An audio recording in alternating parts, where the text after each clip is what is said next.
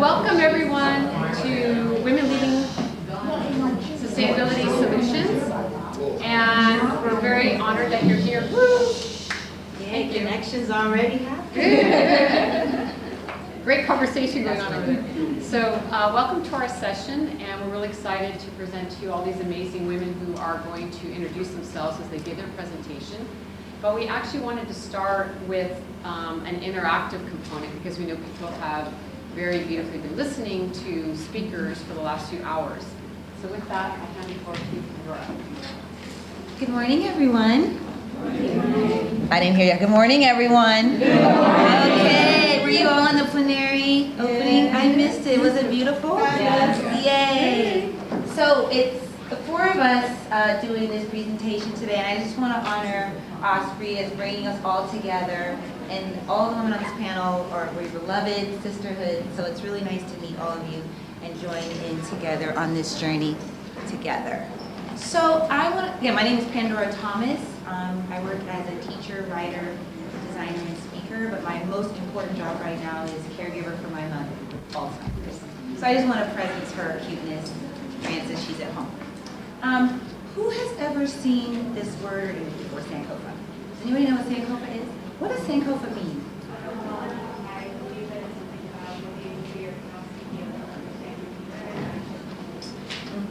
My ancestry is African, Senegalese, and Native, and so when I talk about issues of sustainability or soil or the land, for me it's not just looking off into some far-off future that we don't know nothing about.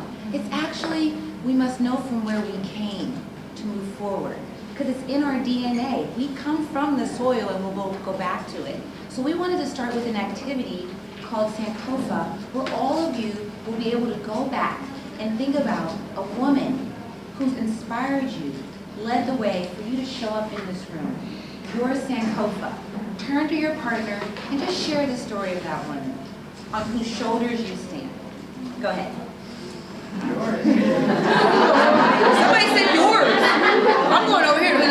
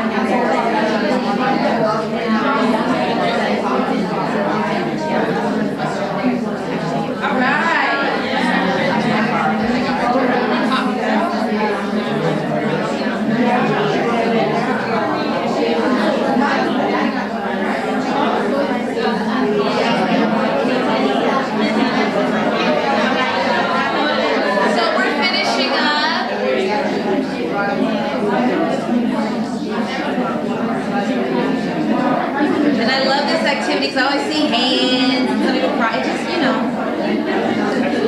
So finishing up. In 10, 9, 8, 7, 3, 2, sounds good.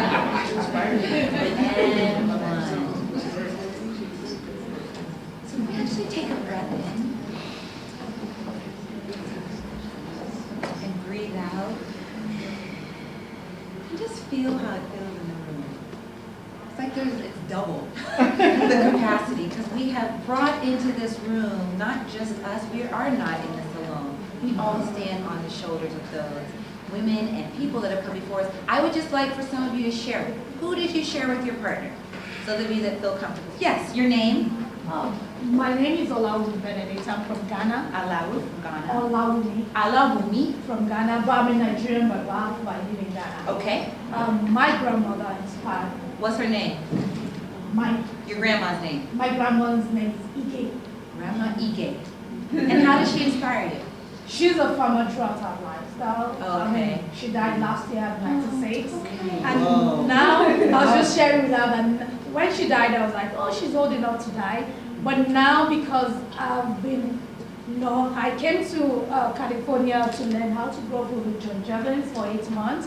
And now I feel her more because she has so much knowledge that I would have go back home to learn the indigenous things from her.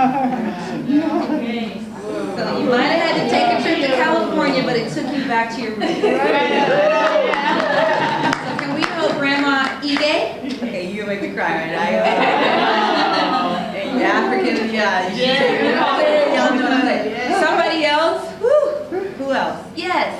Your name? My name is Myra, and Myra. I'm like, we're so close.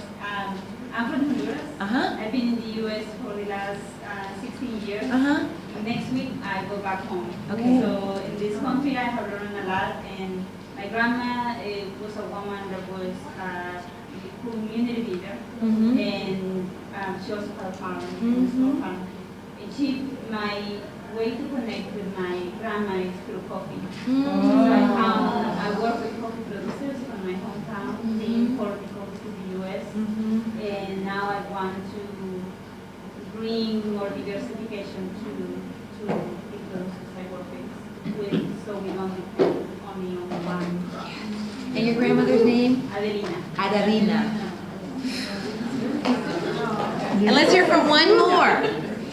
Any of the men? Oh, go ahead, Taryn. Come on, Taryn. Who do you want to share? I am standing in my ancestors and my great-grandmother, Her name? Rosie Washington. She was an ex-slave, and she toiled the land in Texas to send my grandmother to Prairie View, and we still own that land in Texas. So I'm thankful because I'm standing off of her back. Yes. Thank you, Grandma Rosie.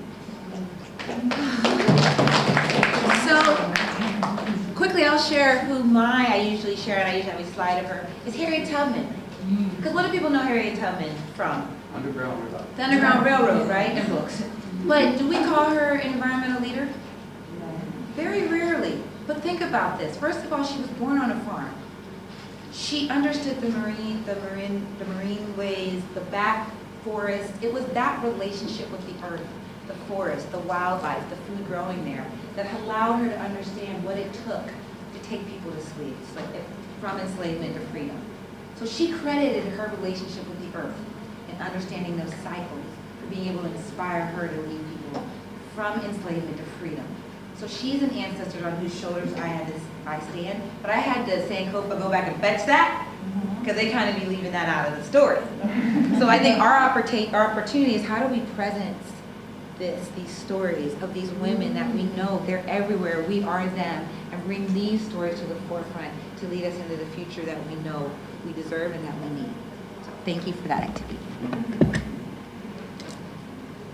Thank you.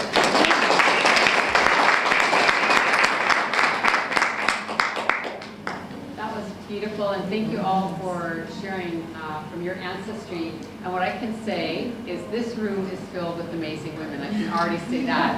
So thank you all. And men. I was getting there. Particularly thank the men who also showed up today to the session, because we did in our description say when men are most welcome. So we are very supportive of men supporting the movement of women's leadership, because I know from the Women's Earth and Climate Action Network, our organization, we have a lot of wonderful men who are also engaged at key levels. So this is not about only women, it's also about women and men working together. But we are specifically looking to uplift women's leadership, because historically this is a time for us to hear from women after years and years and years and hundreds of years of silence.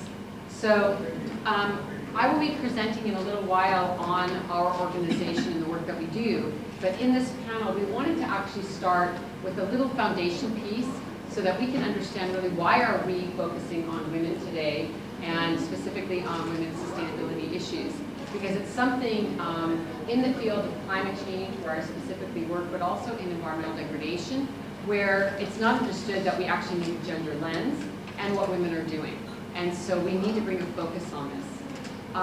There's a clear link between poverty and who gets impacted by climate change and environmental degradation. And so, of course, women are being impacted first and worst.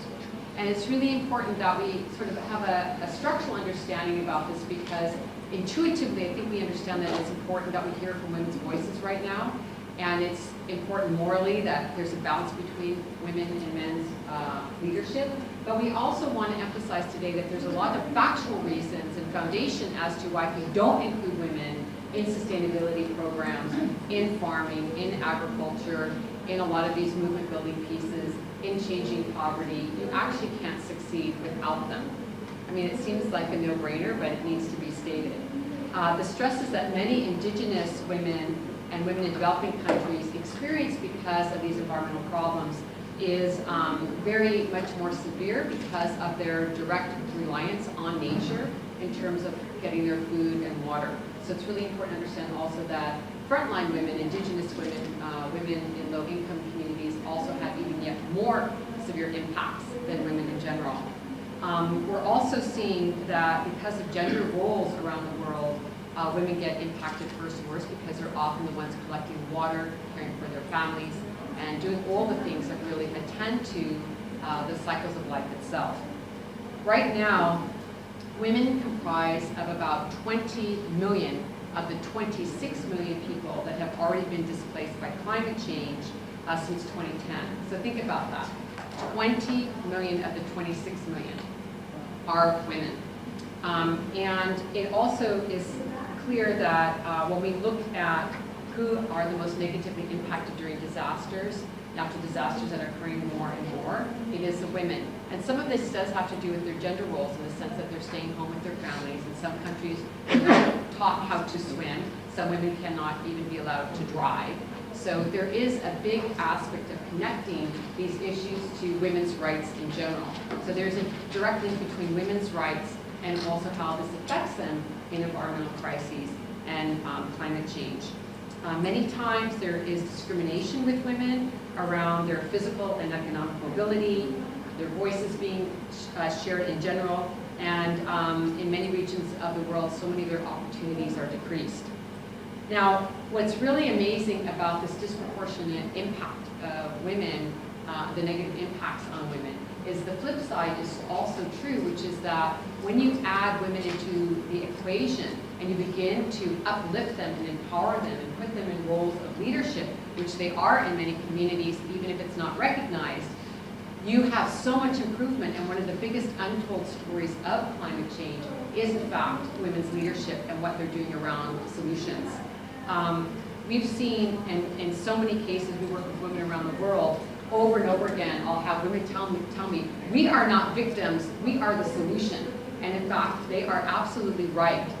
About 60 to 80% of all household food production in developing countries is done by women. So when we're having these conversations around food sovereignty, food security, saving seeds, we are talking about women. Now, there's wonderful presentations this morning around soils. Well, we've got to engage women in these conversations because they're doing so much of the farming.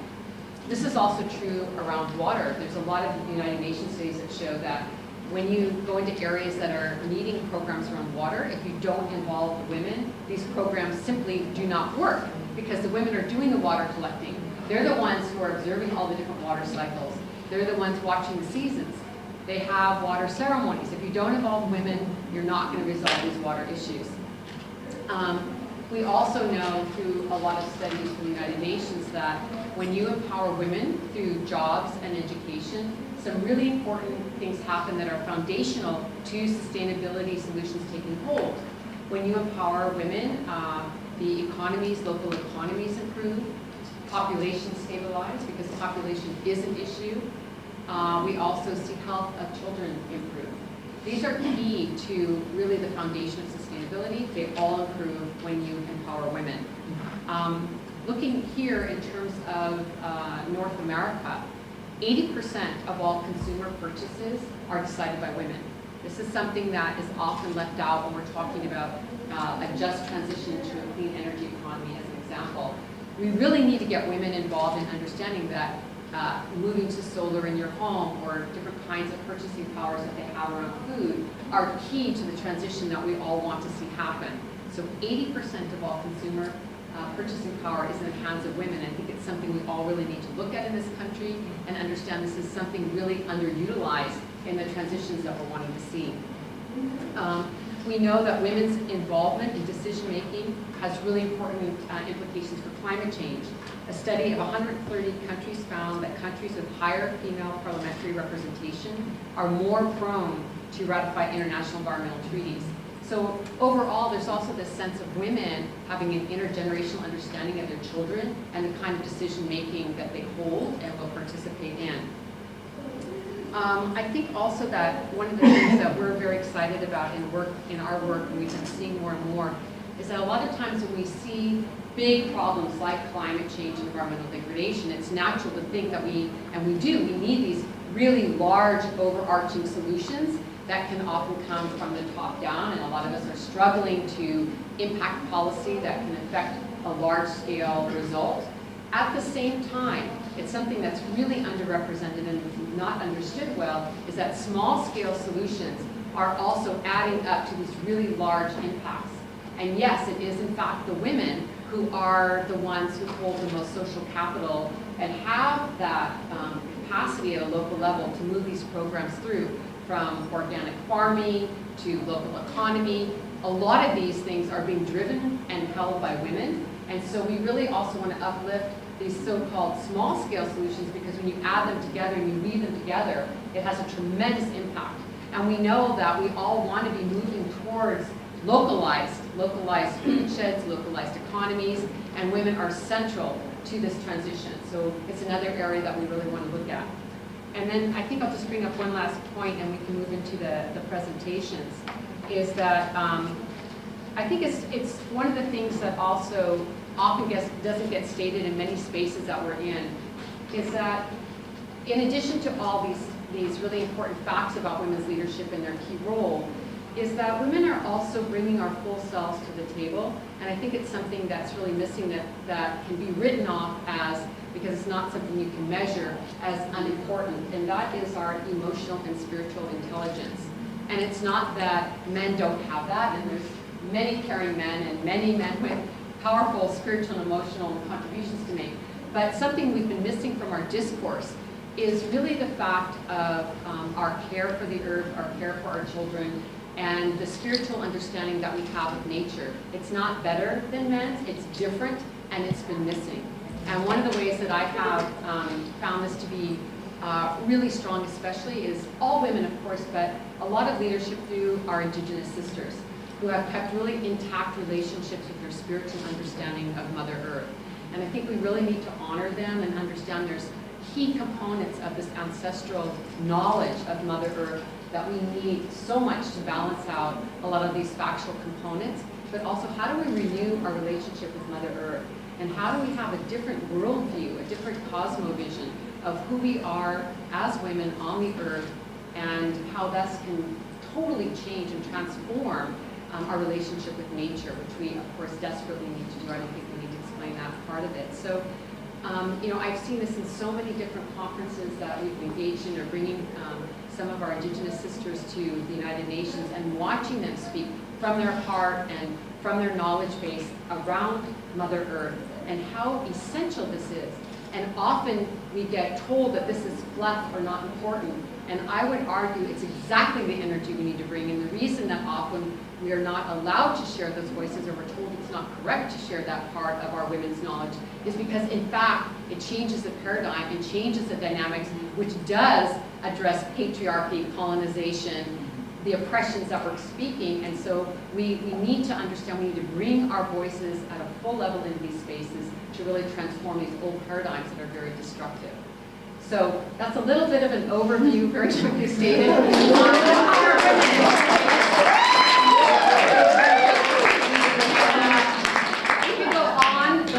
We do have a report that is on our website to go into these topics in more detail. You can download this for free on our website. Claire Greensfelder was also instrumental in putting this document together. So I'll leave it at that, but there's a lot more here in this report, and I will hand it off now to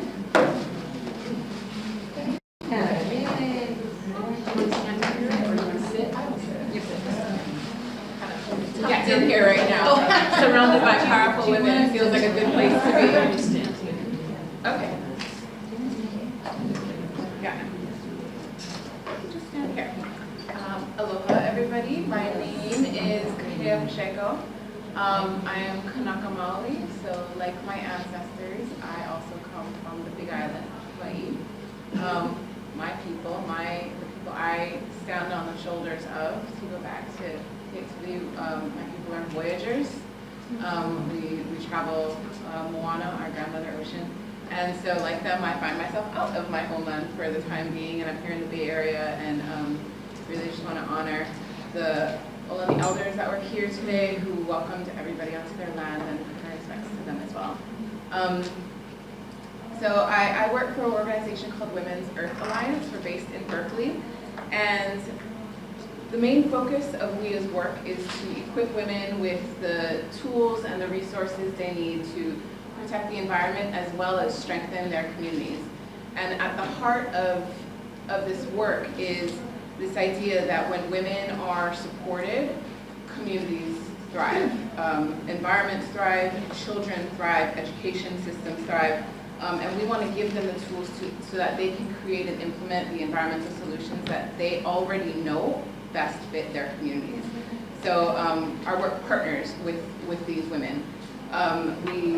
We partner with them all over the world, in India, Nepal, Mexico, North America, Sub-Saharan Africa.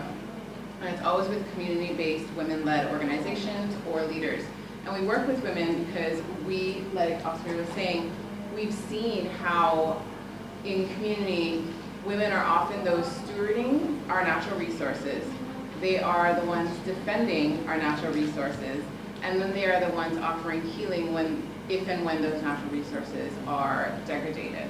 And so just as a way to share with you how we see that in our work every day, I wanted to share two projects that we're currently working on, one of which is our Shedding Light on Environmental Violence initiative, and the other is our Seeds of Resilience initiative. Our Shedding Light on Environmental Violence project, and there's flyers up here, it produced a report and a toolkit called the Violence on the Land, Violence on Our Bodies, Building an Indigenous Response to Environmental Violence report.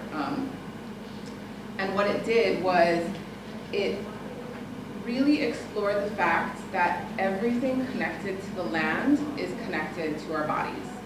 So if you have environmental destruction on the land, if you have environmental violence on the land, as Indigenous peoples, as communities, we're going to feel that. Not only just see it, but we're going to feel it literally on our bodies. We're going to see it in our communities. We're going to feel it within our family structures and our governance structures. And as women and young people, we feel it more acutely than most because we are more reliant on those things. And this connection is really what we mean when we say environmental violence. And before moving forward, I want to also acknowledge and honor the fact that this work around environmental violence has been going on for generations. Indigenous women, like Osprey said, have been doing this work for so long, and they are midwives and grandmothers and aunties and sisters. And some of them are actually at this conference, and will be speaking later today, and some of them might be in this room. And so we are standing on, this work is built on the legacy, the foundations that they've left, that they've built for us to move forward, and that they've continued to shepherd moving forward. And the term environmental violence is a perfect example of this. It's an emerging term, and it's really being conceptualized and pushed forward by groups like the International Indian Treaty Council at the United Nations. And that's where we're borrowing this term from them, and we're helping to uplift it, because it's so close, so perfectly speaks to that connection that we have, that intimate link between land and body, and that what happens on the land happens on our body. But this particular report that WEA is working on began 2 years ago when we partnered with an organization called Native Youth Sexual Health Network. And it's an organization, a community-based organization led by and for Indigenous young people that works across issues of sexual and reproductive health, rights, and justice in the United States and Canada. And the focus of this work has been to document how Indigenous women and young people feel the impacts of experience the impacts of extractive industry in their communities. So it's looking at the true human cost of these unsustainable resource extractive projects. And what the congressman said earlier, he was quoting, I think, a Republican colleague, and said, what did he say? The best thing about the earth is when you poke holes in it and oil and gas come out. Like, it literally makes me want to cry, because we recognize that, he was quoting someone. Oh, okay.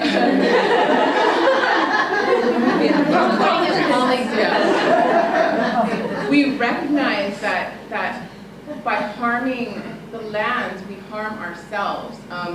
One of the young women who gave her time and experience to this report said, she's from Amjanong, which has become known as Chemical Valley because of all the amounts of chemical manufacturing going on right in and next to their First Nations reserve. She said, the earth is our mother, and when we lose value for the earth, we lose value for our women. And that statement, best thing about the earth is when we poke holes in it and oil and gas comes out, is such a disregard for the earth and for this connection and for the connection we have with the earth. And when we lose that connection, women, young people, we pay a human cost. We pay a very real human cost. And so as part of this report, we went into some of the most impacted communities across North America, in both the US and Canada. And we spoke to women, because as Osprey was saying, you know, at the UN you can go and you can give testimony, but at the end of the day they still might say, well, there's no documentation. You know, there's nothing written down, it's just these stories. And we need to legitimize those stories. So we wanted to gather those stories from community and put them in a report that they can then use as an advocacy tool. And so we went to some of these communities, and they are sites of, you know, gas and oil extraction, chemical manufacturing, and waste dumping. They've seen an influx of workers into man camps to work in the gas and oil fields. Some places, particularly in the Southwest, right in Deneta and Navajo lands, they're considered national sacrifice zones. Communities where people live, where they live for generations, because of the extractive industry process, the government has deemed them sacrifice zones. That means we don't care what happens anymore in those areas. We don't care about the people who live off the land, who live there in those areas. And that's where we're seeing an increase in sexual and domestic violence, in drugs and alcohol and crime, in reproductive illnesses and toxic exposure, and in threats to culture and Indigenous governance systems that traditionally uplifted women. One of the groups we spoke with, Nahigal Baina, they are a group of Diné young people who led a walk over the course of 2015. They led a walk over 1,000 miles across their sacred lands to educate community, to talk to community about environmental violence, to offer prayers for Mother Earth, and to heal. And our team was able to join them on part of their walk, and they shared how they're seeing an incredible increase with the influx of fracking now happening in Navajo lands, an incredible increase in methamphetamine and in other drugs and crime. They're seeing an increase in missing young Navajo women, and nobody in the community seems to be able to do anything about it. It's so normalized and they don't talk about it anymore. They mentioned how one of the 15-year-old girls on this walk said that she was waiting for her mother to pick her up from school. She was just outside of the school, and some oil workers came and tried to pick her up instead and take her across state lines. This is happening, and nobody's talking about it. One of the young women that we spoke with asked us not to mention her name in the report because she fears for her safety, and she was saying that she's hearing things about underground tunnels where girls are being trafficked through. And those tunnels can really be built by industry, by these huge machineries. And that's just one example of the kind of environmental violence that communities are experiencing. In the Akwesasne Nation, we spoke with a young mother, Chelsea. Now, Akwesasne is on the St. Lawrence River, and it's adjacent to Superfund site, and it's downstream from several Superfund sites. And Chelsea remembers 20-something years ago when she was just hitting puberty, being part of a study, and she just remembers going to the doctor's office and giving blood and giving urine samples. And then more recently, this past year, she was doing her own land body defense resistance efforts, and she was looking up the impact of pollution from the factories on her nation. And she found a study, and it talked about it, and she realized she was part of that study.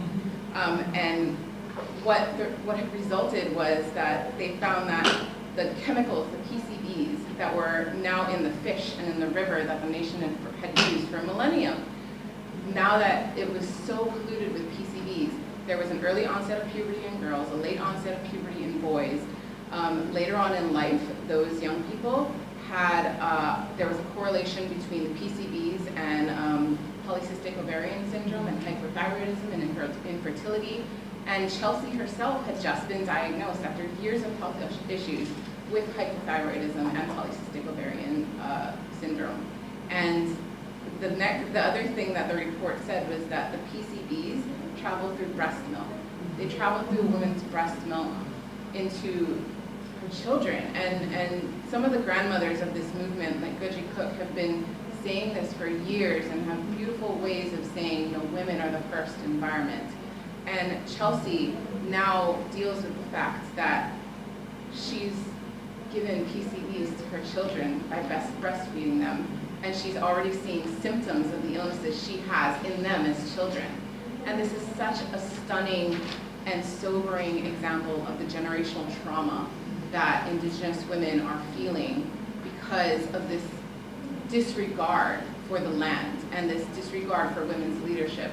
Because the other thing we learned with this report is that when women are given a platform, when women are recognized and listened to, they're leading the solutions forward. They have all the solutions we need. And so we also developed a toolkit with all those solutions that we were hearing from community members.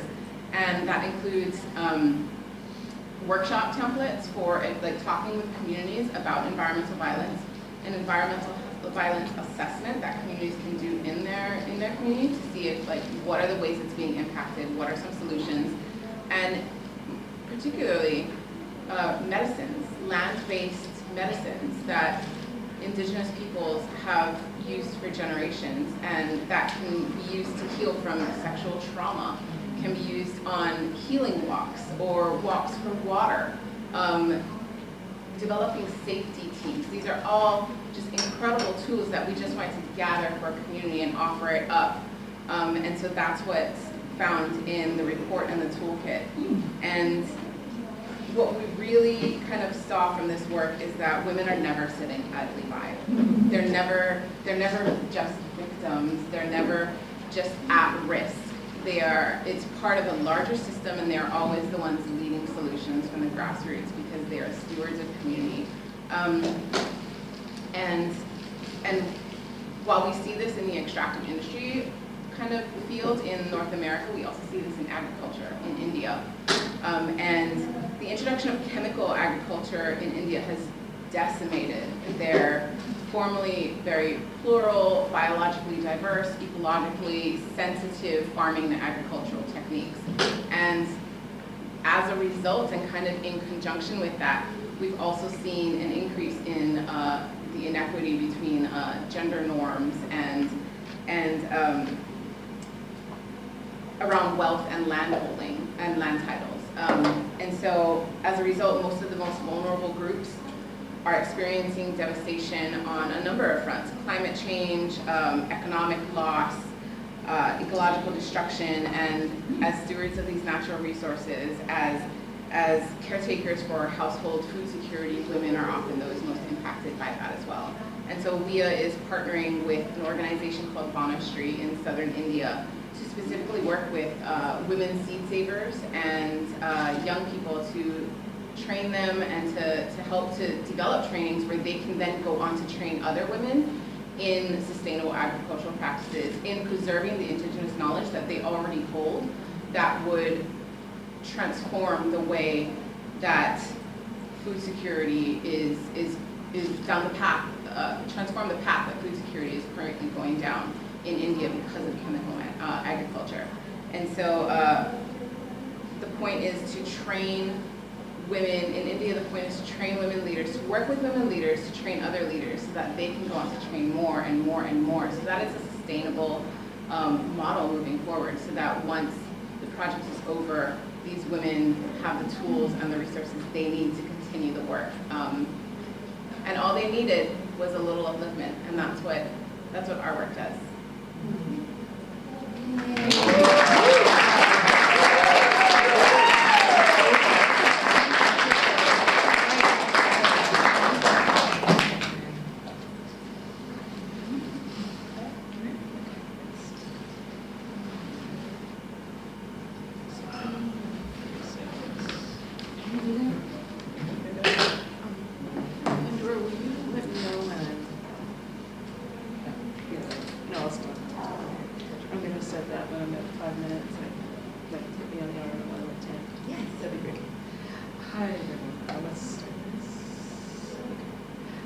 I'm really glad to be here today. Thank you so much, Osprey, for organizing this panel and to share the space with my sisters Kahea and Pandora, and also a special colleague who's here.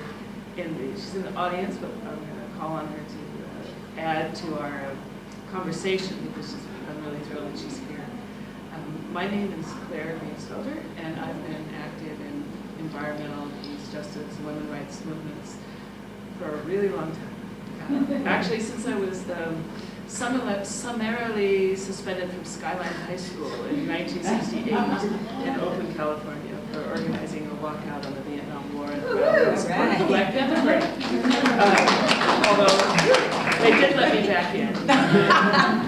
3 days later, when my mother came to school and said she supported everything I did, and so I guess here's for mothers who support what you do politically. The administration wasn't so happy about it. They did tell me, though, this is instructive, that next time you want to organize a walkout, you need to get a parent permission slip. What part of walkout did they not understand? But in any case, and interestingly, just from a historical point of view, that particular group, Students for Political Action at Skyline High, we were ahead of our time. We were a collective of 5 people. 2 women were the co-chairs, myself and another young woman. And 3 guys, and we did all kinds of wild things in the 60s, which I won't get into now. But just to say that Oakland is a vital place right now, and it was a vital place in the 60s with the Oakland Induction Center and the rise of the Black Panther Party and the UC campus. And it's really wonderful now to see the agriculture, soil, localization, diversity, Black Lives Matter, and they do matter a lot. Here in the East Bay, in Richmond, in Albany, in Alameda, in everywhere, I think the East Bay has had a lot to give the world for a long time, so just shout out to the East Bay and to be here in Richmond. On the topic today, though, there's 2 things I'm going to talk about, and I'm going to connect the work of two organizations I've been involved with, one for 23 years and the other just for the last 12 months. First, I want to acknowledge my colleague, Mayumi Oda, who's in the audience there. Well-known artist, painter, activist, incredible inspirational teacher, who also has a sustainable farm on the island of Hawaii. And 23 years ago, she invited me to join her to help form INOCHI, which is, a lot of folks have asked me, what is that? It's the Japanese word for life force. And it's a nonprofit that we created 23 years ago to have, originally out of a group called Plutonium Free Future. And there are allies and friends in the room who were there at the beginning of Plutonium Free Future, one and others who were all part of the helping us get forward, and Richard. The idea at the time was to stop plutonium shipments from France to Japan, and also to start calling down the nuclear fuel cycle and nuclear power and weapons. But we transitioned into INOCHI because there are other interests. We also work on sustainable farming, nonviolence. One of the main initiatives that our colleague Kaz Tanahashi works on is called A World Without Armies. He's got a campaign to disarm all the armies of the world. We've worked on initiatives that work on resolution between Japan and China, the East Asia project. There's a reconciliation project about the rape of Nanjing, all tremendously diverse issues.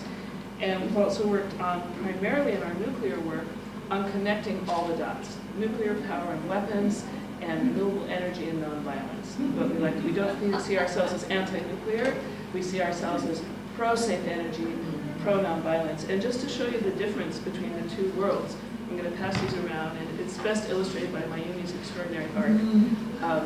We talk a lot about the two-headed monster of poison fire, which was something that we coined, and then Mayumi did this beautiful drawing that displays it, which shows how nuclear power weapons come from the same source and have the same poison fire. When I think of our Indigenous sisters in land violence, the Jack Pile mine on the Laguna Pueblo down in New Mexico, for, I don't know, maybe at least 20 years, 24 hours a day, they were doing an open pit uranium mining that and completely toxified that community. The elders in that community, many of them have all died of cancer. One of the main leaders that we worked with for many years was Dorothy Purley, who was a wonderful elder from Laguna Pueblo, from Hawaii Village. And one of the tragedies there is by the time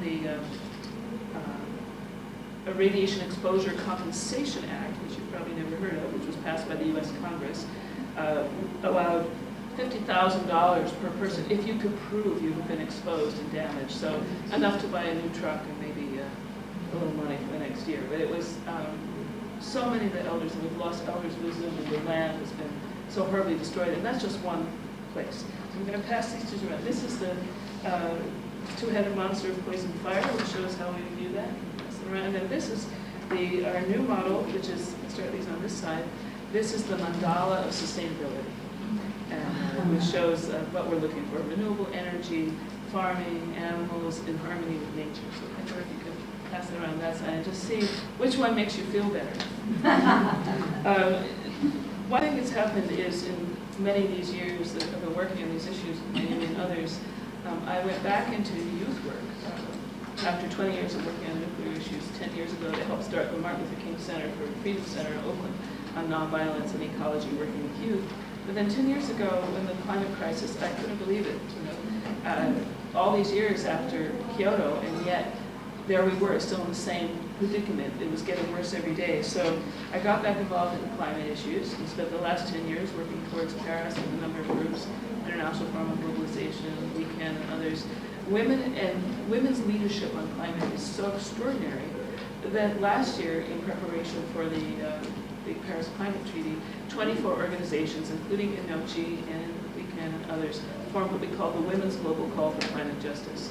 We launched it last June, a little over a year ago, and it was a 6-month campaign based on 6 themes. As you can imagine, 36 women from around the world sitting in a room in Germany for 2 days, and we actually got it down to 6 words. 1 word for each month, and I encourage you to look at our website and our Facebook page.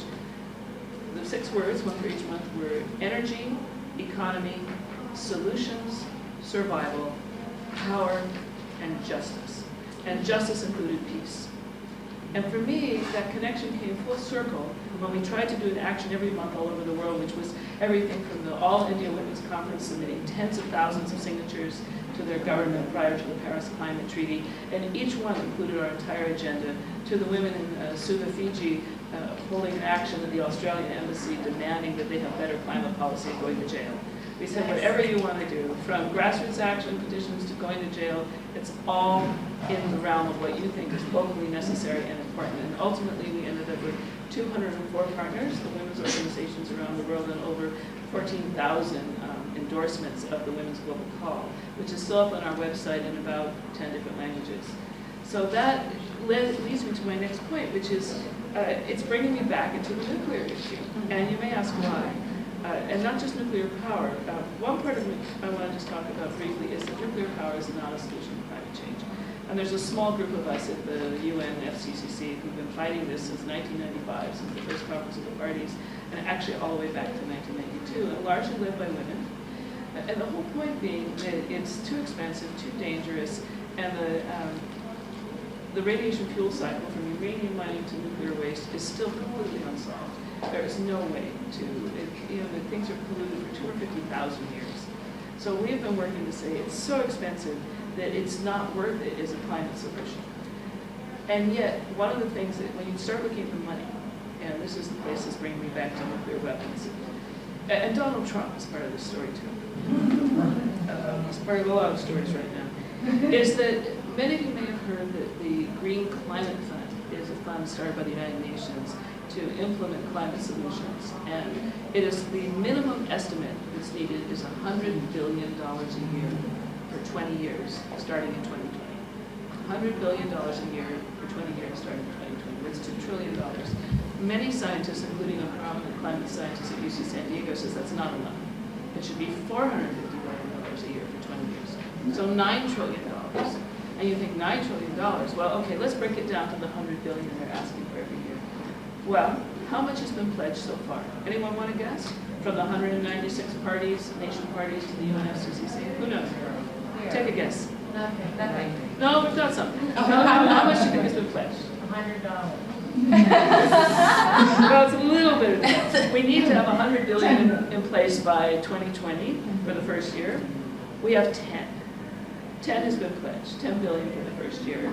3 of that billion is actually from the U.S. It's been pledged by President Obama. He's asked for 500 million for our first part of our pledge from the Congress. How many of you think the Congress is going to give him that $500 million? Right, they're not.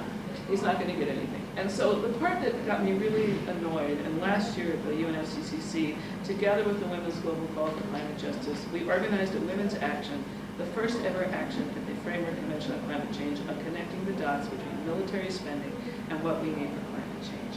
Albert Einstein said you cannot, or at least I think he said, you cannot simultaneously prepare and prevent war. But you cannot simultaneously spend trillions of dollars to destroy the planet and then expect to save it. So, any guesses on global military spending last year? Remember, we've got pledges of $3 billion to the Green Climate Fund, and we need $100 billion a year of all the nations on Earth pledging. Imagine how, and actually the Green Climate Fund is developed nations pledging to help developing nations, so it has to come from the middle. But guesses of how much all told we're all putting into military spending? Trillion. Oh, see, we know, it's good. Yes, $1.4 trillion is about the average right now global military spending. And we can't find $100 billion for the first year of the Green Climate Fund? Is this real? And, sadly, President Obama just called for a $1 trillion, 10-year revitalization of the nuclear weapons in this country. $1 trillion. Well, I mean, it's complex because you want to keep them safe, and here's where Donald Trump comes in. Well, there's 2 things I'm going to suggest you read. One is in the recent New York Review of Books, our governor, Jerry Brown, actually wrote a very good review of the new book by William Terry called The Stark Nuclear Warning, bringing back to our consciousness that the nuclear weapons are still there. We have had a lot of success. There were 50,000, 60,000 warheads when I first started working on this in 1979, 1980. We have people, where am I? I'm out, okay. I'll wrap up. We had 30,000, the Soviets had 20,000, and it took 100 to destroy the whole planet. You do the math. We had 50,000, we could destroy the planet 500 times. Well, now we've cut it down to 15,000. We can destroy the planet only 150 times. I mean, that's improvement, isn't it? Isn't it? $600 billion a year in the U.S. military budget, and we can't come up with can't come up with 500 million to save all life on Earth. So the priorities are off, and Donald Trump is actually helping on this because he evidently asked in one of his briefings with the military, well, why can't I use these weapons? We have them. I mean, we have them. Why can't I use them? And I don't know if, gender isn't always the rule. I hate to say it, but the new Prime Minister of the UK a few weeks ago was asked if she was tough enough to use the nuclear weapons, and she said, absolutely. Absolutely. And Hillary's going to be expected the same thing. If you're the person that has it, you can't be president unless you're willing to use it. But why? Ironically, and the New York Times wrote about this last week, that inadvertently Donald Trump has raised the fundamental flaw of the nuclear weapons argument, which is, why do we have them if we can't use them? Why are we spending $1 trillion over 10 years to keep them safe if the whole idea is that we can't use them? So one of my arguments to you today is that we need to look at this holistic picture, that unless we, and frankly, a couple of nuclear blasts and everything we've done on climate, agriculture, soil, it's gone. It's not going to take much. It's not going to take much. So one thing that Mayumi and I are doing is we're rewriting a book we wrote 20 years ago. We thought we weren't going to have to rewrite it, but we are. It's called The Safe Energy Handbook. This is our 1997 edition for Kyoto. I've got 3 copies here if you would like to have some. It's out of date, but it's not out of date. So we're putting together the new one, and we're going to have the mandala on the cover to show our position now moving towards agriculture and soil and all the great things that are happening here. I also want to call your attention to Susan Griffin, a wonderful writer who's like I was calling the mothership, but she's really the mother of writing on women in nature and ecology and how destruction and antagonism to women is connected to antagonism to the earth. And her famous book, the most seminal writing called Woman in Nature, is being republished this fall. So I encourage you to look out for it. Woman in Nature. It's a phenomenal book which connects all the dots. So I guess a couple things that I'll wrap up really. One way we can support our sisters is 2 of the strongest women advocates for ending nuclear weapons are right in the Bay Area, Jackie Camasso of Western States Legal Foundation and Mary Lee Kelly of Tri-Valley Cares. And we're all soil people, farmer people, agriculture people. You're used to getting up early. 8 in the morning, next Tuesday. Livermore Laboratory, the annual Nagasaki Day. Hiroshima Day is tomorrow. Tomorrow's the anniversary of the bombing of Hiroshima, where 100,000 people were obliterated instantly. In Nagasaki will be on the 9th, and you're telling me to stop. There's a lantern, Peace Lantern ceremony in Berkeley. Oh, that's correct. And the Peace Lantern, 15th annual Peace Lantern ceremony, and sorry. Are you working with Dr. Hella? Yes, we worked with Hella for years, and so she did more than anyone to bring attention to the dangers of nuclear weapons and nuclear power. So I encourage you to come out Tuesday morning, 8 a.m., the Lawrence Livermore National Laboratory, where they have a couple $2 billion budget. And I just did a little comparison. The United Nations Framework Convention on Climate Change has about 500 employees and a $60 million annual budget. The Lawrence Livermore Lab has about 5,000 employees and I think a $6 billion annual budget. So again, do the math. There's a lot that we can be doing. And final point, one thing that we all benefited from, how many of you were born after 1963? Stand up a second. I want to tell you why you're lucky.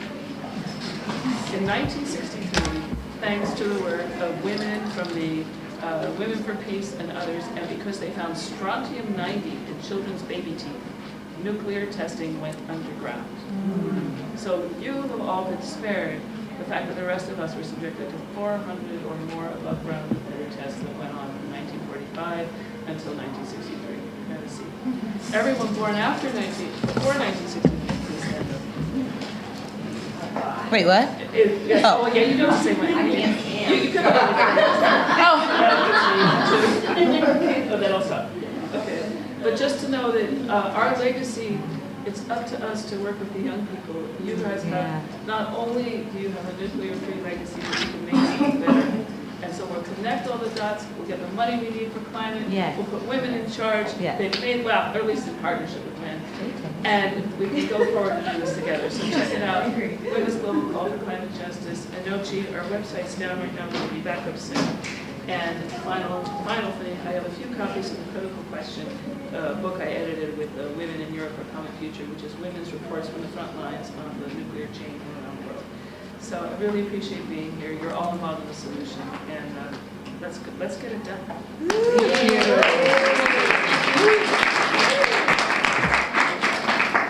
It was cool watching for like 2 seconds. So I have slides to help guide what I want to talk about. Also, it shares some of the images because I was actually going to have us do a movement thing where you talk about the body. You know when you have to sit for like 90 minutes, it gets to be a bit much. But then you had a stand.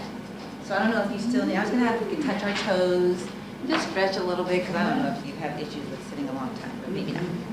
So I was going to talk about my journey around permaculture and that I've actually learned through my life experiences that the principles that we learn to apply to the land also apply to working with us as humans because we're not a part of nature, we actually are nature. So it's called social permaculture, applying permaculture principles to communities design. And again, my journey, my family were sharecroppers in the South. My mother and father both migrated north to Pennsylvania. And even though both my mother was born as a sharecropper, and I think we should have that word changed, it should be called sharecropping because ain't no sharing. That happens. You literally work for someone else, grow all their stuff, you have to give it to them, and then you have to buy it back. See the non-sharing aspect of that? But still, my mother, when she went to Pennsylvania, raised me with this love of the earth and with this acknowledgement that I was of the earth. Growing plants. My dad used to take me fishing growing up. So I grew up, regardless of my connection to the earth, almost trying to be taught out of me through my mother and my father's experiences, grounded in that love. So I grew up knowing that I was an earth being. But I also grew up in a small town in Pennsylvania that started to be plagued by a lot of patterns that other small towns are plagued with.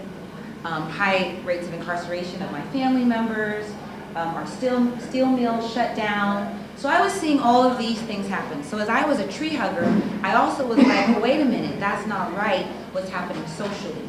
So as I went on to college, I became one of those activists that was in all the different organizations, but none of them talked to each other. You know what I'm talking about? Like I was in the African American Student Union, and we was battling the prison they were building across the street. And then I was in the Organization for Women's Equality, and we were marching for Take Back the Night. And then I was in the Student for Environmental Action, and we were hugging trees and talking about owls, and none of them talked to each other. And the Sikh actually asked me why black people don't care about the environment. And at the time, it was 20 years ago, I was like, that don't seem right because we are the environment, and we're focusing on that prison in Youngstown, Ohio across the street, and how can we not have more black men go into that prison than graduate from Youngstown State University? So we are the environment, but I wasn't nuanced enough at the time to understand the intersections. Like I lived it, anybody feel that? The intersections live in you, but a lot of time our movements have dissected them, and there hasn't been a place. And for me as a woman, I feel like it's been spoken, we bring it all. And men do too. I just feel like as women, we're nurtured to bring it all. And so that's been my journey, this idea of how can I bring my full self and also understand the intersections. And so when I learned about permaculture, who knows what permaculture design is? Okay, it's an ecological design system that's based on indigenous principles of observing systems found in nature. And when I learned about permaculture, it was usually focused on land-based design. And for me as an activist, I was learning to understand how can this land-based design also apply to designing social justice issues. So that's been a lot of my journey. Yeah, I'm excited that I can come to your house and help you understand how to get your water and your solar. But I'm also dealing with high incarceration rates in my family. And I'm also seeing community gardens not being taken care of if people are hungry, but there's a group of people growing food, you know? So I'm seeing this disconnect. So for me, I wondered, is it possible that the principles I'm learning in permaculture apply to working with people? What do you think? Yeah. Of course, because we are nature. So I'm going to talk a little bit about principles that you found in natural systems. Again, these principles that I might use if you had me come to your house, and how I've had the honor of using them in designing programs by thank you for coming and working with people. So this first idea of relinquishing control. The role of a successful design is to create a self-managed system. Now again, when you look at that in permaculture design, it's how do you set something up for someone's house that they're not always having to manage it. Because part of the permaculture interview with the client is you start to understand, you know, what's your flow of energy on your land? What you know, you want a garden, how often will you visit it? So how can I design something for you that you don't constantly have to be managing? And so how are the different niches on your site going to intersect together? And so how can your successful design not depend on you constantly having to go and tweak this and that? And then I found this, sometimes not being in control is the most beautiful thing in the world. Because when I think about what I call the nonprofit industrial complex, I can't think of anything more than nonprofits that need to think about how can we actually design ourselves out of our jobs. Like nonprofits should not be designing ourselves needing to be doing this work forever. We should be trying to figure out, okay, how do we create a system that lives on beyond us? Not my job depending on it in the granting, but how are we designing solutions that live beyond us and live beyond positions? So how do we relinquish control and understand that it's not necessarily our job to design things that we have to control, and there's multiple parts needed all the time that are needing my input, but having faith that one day we're going to succeed. We're going to raise all the money. We're going to have all the systems in place, and then we will be able to relinquish control and step into the bounty that we've created. So you feeling that? I know. I'm not saying it's there yet, but I'm like, if you can design a garden like that, design some people communities like that. I mean, really. Number 2, using on-site resources. So again, Nick, my friend Nick is here. If I came to your house and you were like, okay, help me out, I would first want to determine what's coming onto your site on its own. So how's water flowing onto your site? Where's the sun hitting the soil? You know, what trees are growing? And we start there. How is the soil on your site before I start adding amendments? Well, guess what? There's on-site resources in every community. It's called the people that live there. Every community has people that care and that are doing things. And I don't know how many times I've heard this very well-intentioned, I want to help disadvantaged, blah, blah, blah. And I'm like, okay, do you know any disadvantaged, blah, blah, blah, number 1. But more importantly, are you embedded in the community? Do you know the people that live there? How do we see people as on-site resources? So an approach like community asset mapping, we always start with a community, groups, have assets. Start with asking the questions, how do people embedded in the community understand the situation and what is already being done? And always assume that they have a perception of what's being done. They might not be able to define climate change and soil, but they're definitely walking around the community, they know each other, they might have put their hand in the soil, and how do we start with there? Those on-site resources that are our biggest resource. You feel that? Yeah. And again, as a permaculture designer, you learn this in terms of land. But one of the permaculture ethics is people care. So how do we turn this lens back on us as people? Because they apply. I want to give one example of a program that I worked with that really iterates the principle I shared. It's called Healthy Parks, Healthy People Seeds Program. So it turns out, I know, let me look at me. So happy. There are a team of doctors, and I just want to call out one woman, Nushan Razani, an Iranian-American doctor who lives in Berkeley, who has headed what I'm about to talk about, called Park Prescriptions. And it gives doctors the ability to prescribe time in the outdoors for their patients. It's part, right? It's kind of like a duck. It's part of a larger Healthy Parks, Healthy People global initiative. Because it turns out parks are everywhere. Parks are everywhere. And doctors are trying to figure out how do we get more people to use their parks and exercise, and I don't mean just going in the parks and sitting, but actually being engaged in the parks in a healthy way to help build their connection to nature and all this. So we started this program in the Bayview Hunters Point because it turns out there's 14 parks in Bayview Hunters Point. Did you know that? 14. And guess who'll be in the parks every day? Seniors. Because think about it. A lot of them grew up in the South. A lot of them grew up on the land. A lot of them missed the parks. So we saw, again, what was that resource that was already there? Seniors, a lot of black women. So we said, you know what? We're going to stipend these women, teach them a little bit about the benefits, the health benefits of being in nature. They already know it, but just give them some talking points and then let them recruit the younger generation. And then they were in charge of recruiting 10 younger people to then come and join some of these programs. Because what the doctors are finding with the park prescription is you can prescribe somebody time in the outdoors, but it's hard to get them to actually go. So we were like, these seniors will be like the foot soldiers, recruiting more people to spend more time in the parks. It's something they're already doing. It's acknowledging their role as leaders, and it's also building their capacity to see, you know what, I have been making a difference, I am making a difference, and it's helping people get healthier. So this was Healthy Parks, Healthy People. We harvest the expertise of people's lived experiences. Doctors working in partnership with seniors to get younger people into the outdoors. And they are happy. This woman right here, she's lost like 100 pounds. I don't have any more up-to-date photos. But again, principles found in natural systems applied to working with people. Y'all follow me? The next, I'm trying to go fast, I don't have much time. This is a, bye, thanks for coming.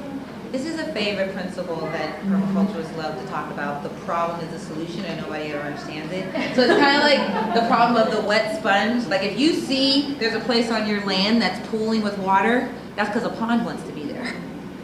Another saying is that you don't have a snail problem, you have a duck deficiency. Get it? So a lot of our problems that we think about, if we only shifted the lens and understand that within the problem is the information for the solution, that's one way that we can really work with communities.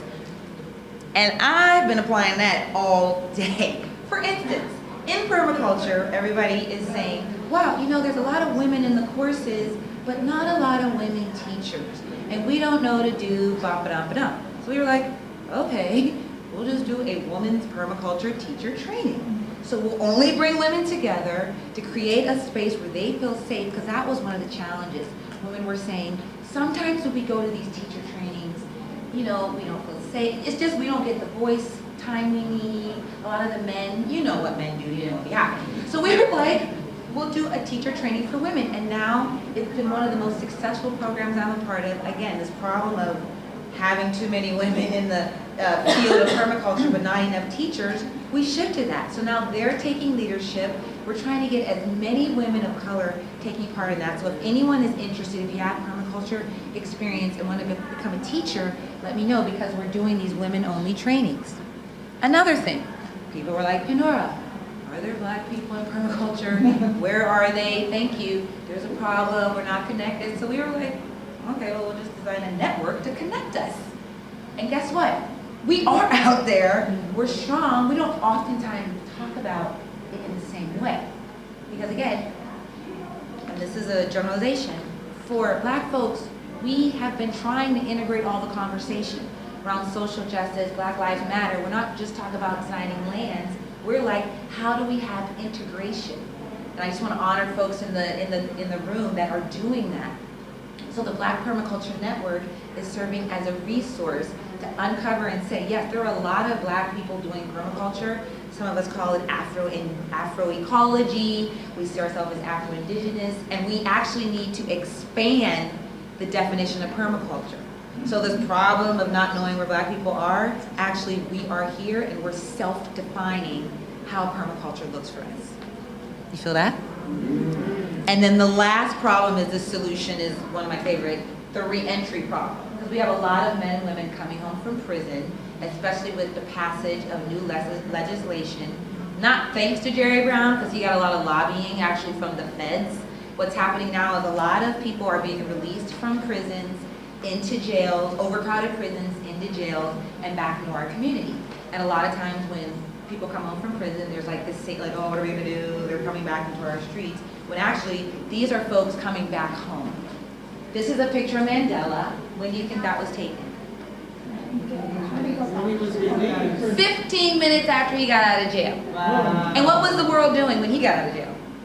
Cheering, yay Mandela, free, singing. So for me, we're like, why can't we have a Mandela welcome for these men and women who've served their time, done things, a lot of them, anyway, that's a whole other tangent, coming back into our communities. Why can't we welcome them back instead of seeing them as a problem, all these people coming home? Actually, the solution is, and I got that like 90% of the men in my family are incarcerated, were incarcerated, or caught up in that.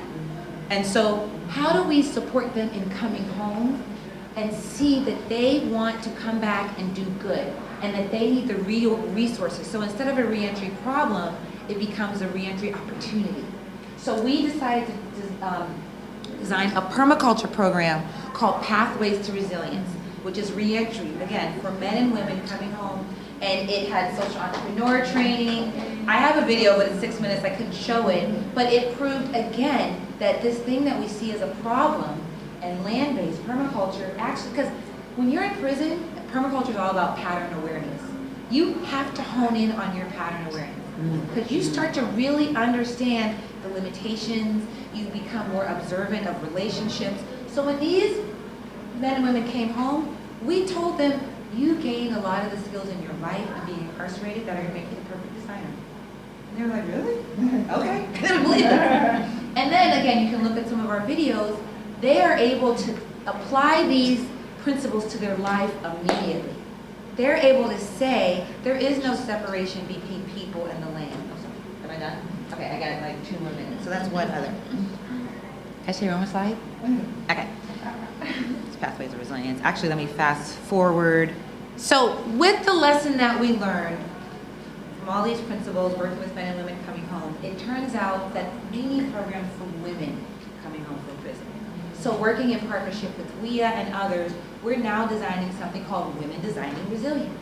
And it will work with 5 formerly incarcerated women coming home to design the next phase of Pathways to Resilience. We want to interview formerly incarcerated women, do these listening sessions, and figure out how do we tweak the program we did that mostly served men, but make it more relevant for women. And we can't do that without getting more feedback from women. So we're raising funds now to be able to have a 6-month planning phase. Again, led by formerly incarcerated women, organizations like Women's Earthseed and myself and another organization based in Oakland. So if anyone wants more information about that, that's kind of the next phase. How do you apply these principles that have been used for land-based to actually making and changing our lives and allowing us to stand true in our power as Earth individuals? Thank you.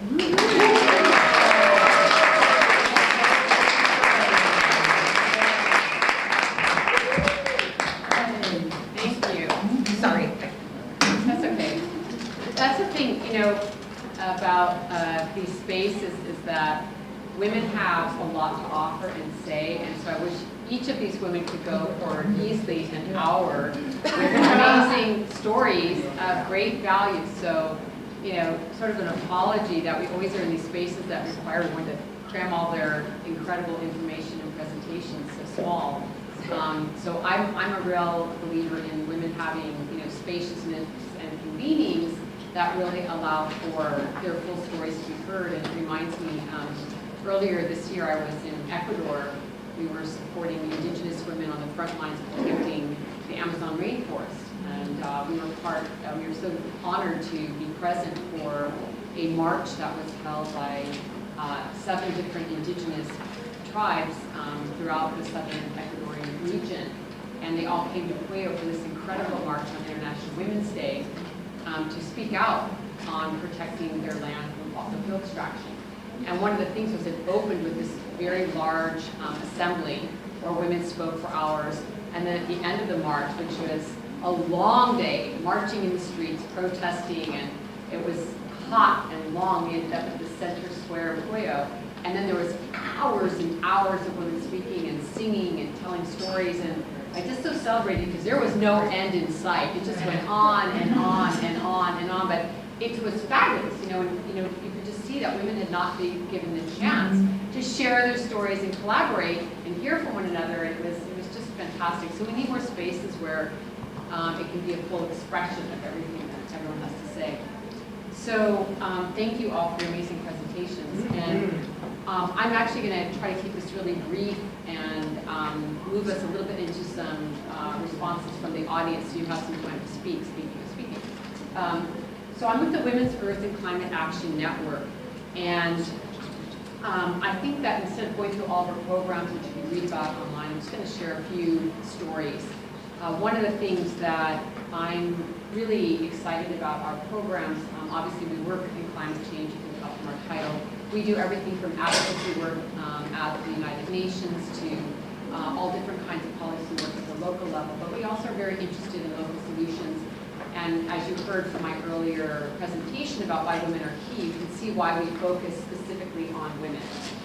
And recently, we have been really developing our Women in Forest program because, as you probably know, in addition to soils, which has been a fabulous conversation at this conference, the fact of deforestation is hugely contributing to carbon emissions in the atmosphere.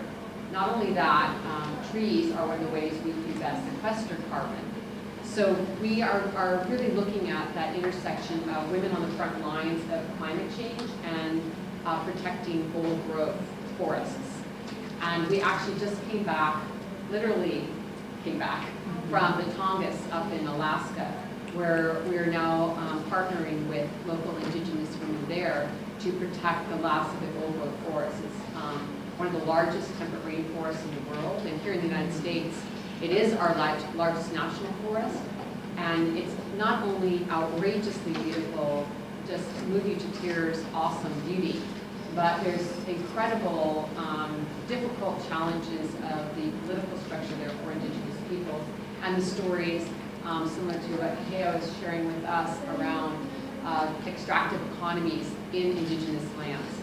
And it's something that we're seeing everywhere we work. When we work with the women in the Amazon rainforest, we have a program in the Democratic Republic of Congo where we're both protecting the Tombe rainforest from further degradation, but also supporting the local women in reforestation projects, which has been really exciting, where we're this year planting 20,000 new native trees and really supporting the Indigenous pygmy women in repossessing their land through reforestation projects, so they stop damaging the old growth forests and have trees that they can use for their medicines, for their food, for their housing.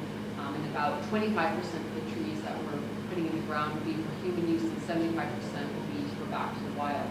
But all these regions, whether it's the DR Congo, we work up in Canada on the oil forest with Indigenous women, in South America on the Amazon, or now in the Tongass, over and over we see that it's the Indigenous peoples that are being the most impacted, and the ones also leading a lot of the local organizing and resistance movements are the women. So we're really standing strong with our Indigenous sisters in these territories. And they don't need studies to know that 80% of all biodiversity left on Earth is in the hands of Indigenous peoples. So the role of Indigenous rights and protection of our soils and protections of our forests is something we all need to be very serious about. And at the same time, those frontline communities are also the ones not only being impacted first and worst by environmental degradation and climate change, they're putting their bodies on the line.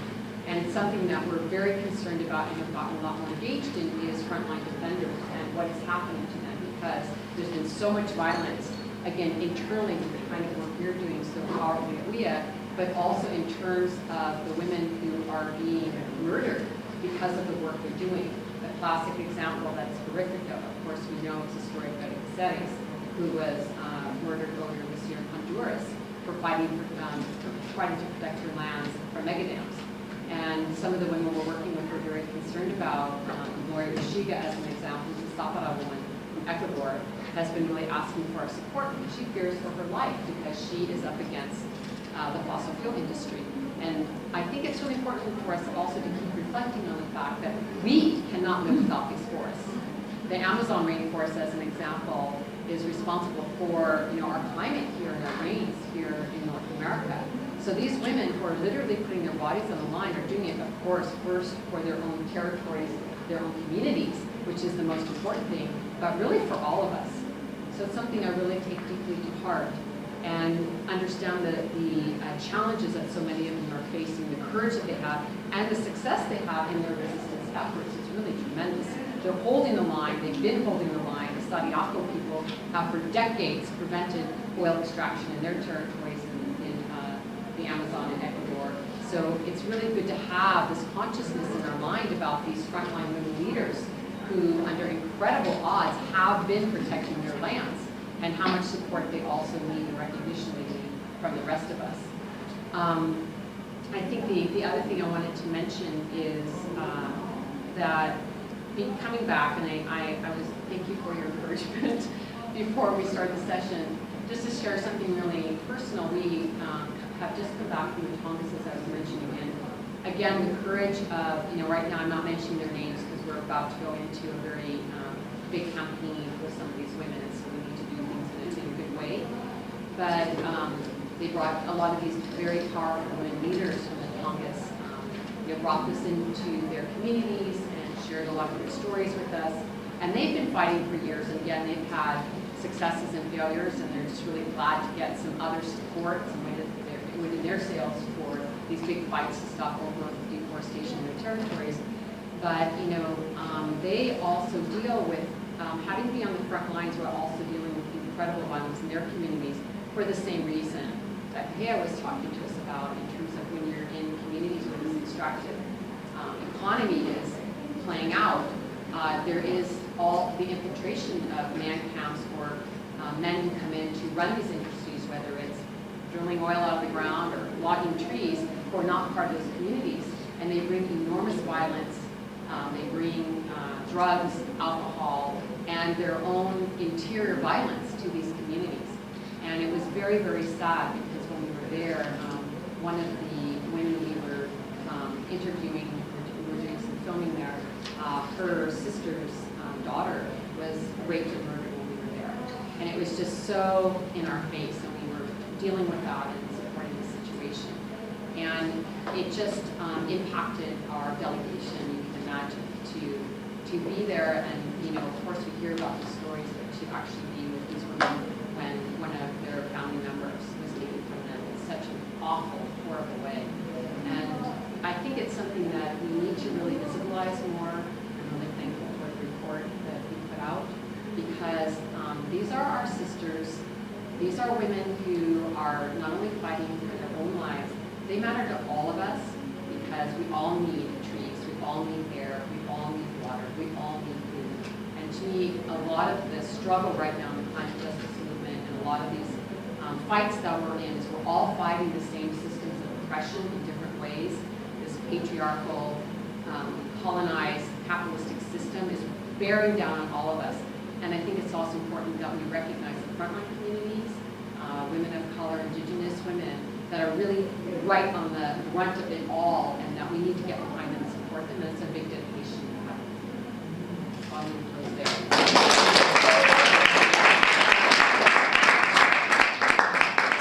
So we probably have like 5 minutes, and we just take a few questions. We're probably over time, but we can, if anybody has any quick comments or questions, please go ahead. Just let me say something. This is my dear colleague, Naomi. It's extraordinary. And I worked with Claire for this work for how many years? 23. And it's somehow anti-nuclear work is really very important because of the money we can spend for all the goodies that we can ask. And those are the, I think, really for younger generations, responsibility and also resources that they can use. And somehow, what I worry about is not much information about how horrible this nuclear things are. That we, this generation, people learned how to dive down the tables on the case of nuclear. Remember those? But that was so common, but young generation don't know how horrible. It's probably same thing that Mr. Trump asked. Yeah. So it's our way some way that I like to get this teaching prevail to young generation. The legacy that our generation left for our safety and comfort. The nuclear energy was for comfort. It just is so strange. And then we are embedded with the diseases, and the medical system doesn't even help anymore. So there's a huge thing that we have to face. And these are the young people are left with, and I feel so absolutely responsible. And also, I really like to ask the apology, especially my country. I mean, still spitting, I'm from Japan, spitting how many tons of gallons of nuclear waste into the ocean. It's still going on. 300 gallons a day. Stop. So it's just the time to learn about what the legacy we created 75 years ago in Berkeley. And somehow I think this region has an incredible intelligence and information. So it's somehow, I think, new anti-nuclear, but not anti, but these are legacy that we together created, and somehow take a responsibility, especially the older generation, to give information to younger generations so that they can really deal with it. And this is something I'm very, and then solutions here. Permaculture is a great solution, and my family is studying Agroforestry and centropy. It's really incredible, and I'm hoping Governor Brown will take the green core, for young people, so that they can go back to central, Bakersfield, or the area that is so droughted in California. Why not stop in California, bringing young people, go into the green core, Peace Corps, green core, and then start reforesting program, something like that. It will bring a lot of water without, it's really the time of decentralization, but young people have an incredible power to solve all these things. So Mayumi-san, let me just say, for those of you that want some inspiration, and we'll take some time for more questions, but look at Mayumi's website, mayumiodaart.com, and you'll see some extraordinary goddess images that will inspire you from her goddess tankas. But also look at her farm site, Ginger Hill Farm. She has an organic farm on the Big Island. Mayumi walks her talk and is an incredible teacher for me, an inspiring person for me. And I just wanted the rest of you here to know that we were very lucky that she could be in town today and join. And we'd love to hear more of your questions. But please check out Mayumi's work. She's an amazing, amazing individual. Thank you very much.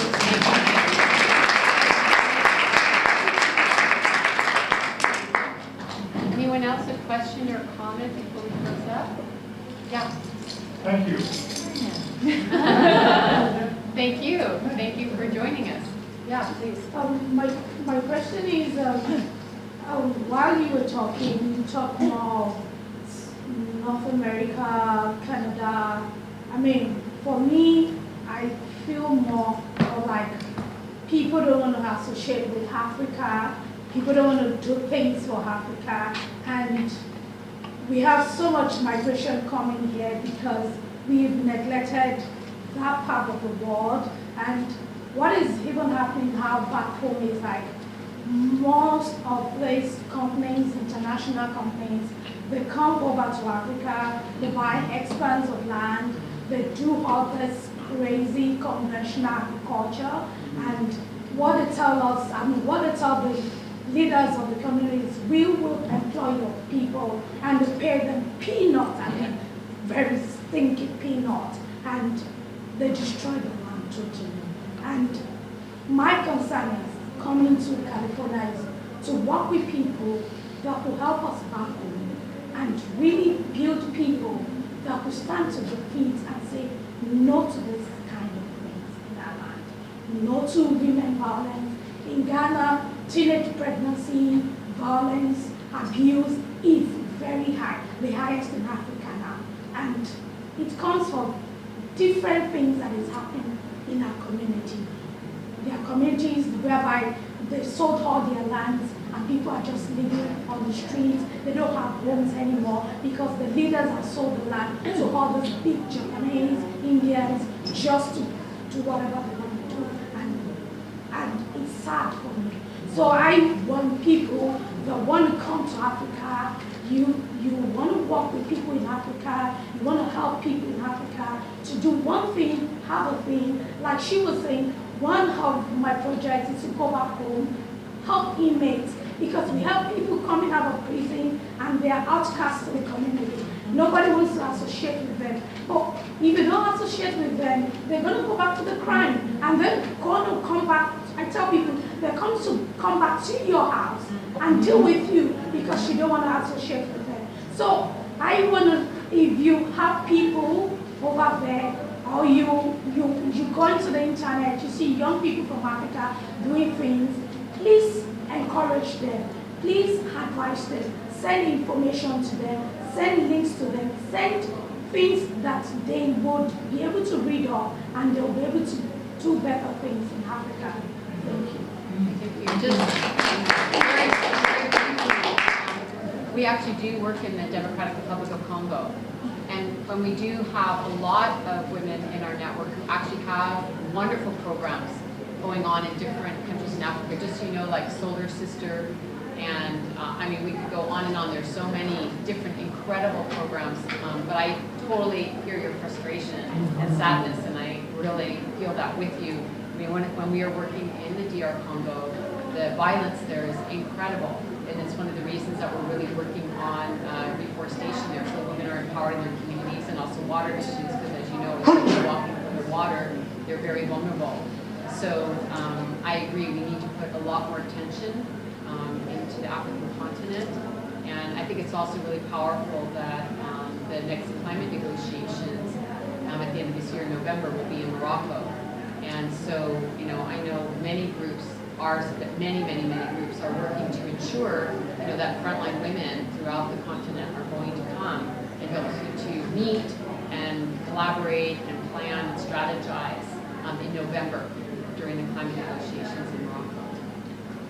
I was going to say quickly, so I worked with the Women's Earth Alliance, and one of the projects we did, we can talk later about this, was called Women in Water, where we worked with women leaders from the African continent to raise up their opportunity to take appropriate technology back home. So we should share with you that program, but also to frame, so for instance in permaculture, so a lot of the water or the earth work designs that are celebrated, and I'm friends with Brad Lancaster, he learned a lot of his skill on the African continent. So a lot of these practices that, when we say indigenous, it's not just indigenous to the United States, there are indigenous people everywhere, even in Europe. We all have indigenous ancestry. So African peoples, like you said, have been doing a lot of these practices that we need to bring to the forefront. And I think it's really important that we're not just going and teaching like people on the African continent, but understanding the wisdom and leadership for you to then also disperse that wisdom in culturally relevant and appropriate ways globally. So I'm just glad you spoke up. For me, it's very passionate to my heart. So let's stay in conversation and yeah. Because I'm not happy with how the African continent, anyway, yeah. One other comment on that, the women's group that's been around since 1982 that put this forward, the Women in Europe for Common Future, has a wonderful program where it's called Empowering Women Benefits All, where they partner with northern governments and to develop support and financially support training of grassroots women activists in different countries in the former Soviet republics and now also in Africa, Latin America, and Asia, including one of the women that's been involved is from Uganda.